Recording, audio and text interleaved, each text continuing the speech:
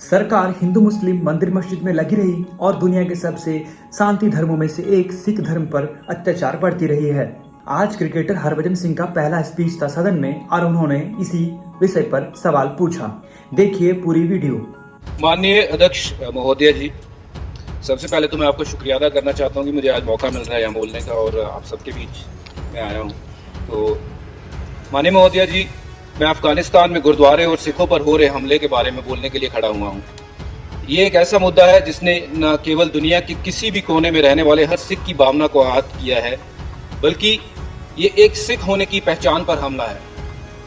इस तरह के हमले हमें कई सवाल करने के लिए मजबूर कर देते हैं कि ये हमले हमारे ऊपर ही क्यों हमें निशाना बनाया जा रहा है।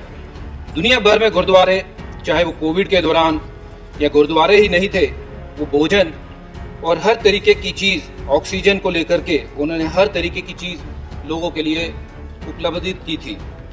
स्वतंत्रता के बाद के समय की बात करूं तो देश के सिखों के योगदान के बारे में हम सबको पता है। जीडीपी की बात करूं, रोजगार की बात करूं या दान धर्म की बात करूं तो सिख हमेशा सबसे आगे रहा है। सिख समुदाय भारत और अन्य देशों के बीच संबंधों में एक मजबूत कड़ी रहा है। वो अपने साहस, पराक्रम और कड़ी मेहनत के लिए जाने जाते हैं।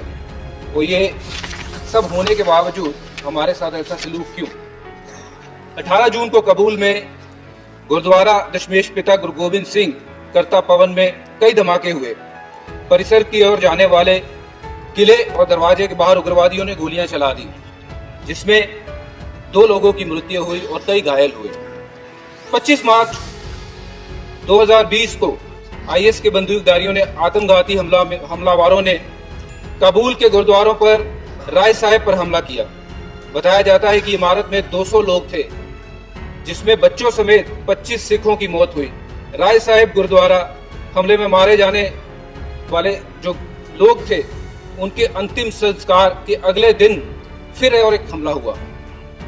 2018 में एक आत्मघाती हमलावर के पूर्वी शहर जलालाबाद में एक सभा पर हमला किया गया। उसके बाद सर, मैं आपको बताना चाहता हूं कि अफगानिस्तान कभी हजारों सिखों और हिंदुओं का घर था, लेकिन दर्शकों के संघर्ष के कारण ये संख्या कम होकर मुट्ठी भर रह गई है। 1980 के दशक में अफगानिस्तान में 2,20,000 सिख और हिंदू रहते थे।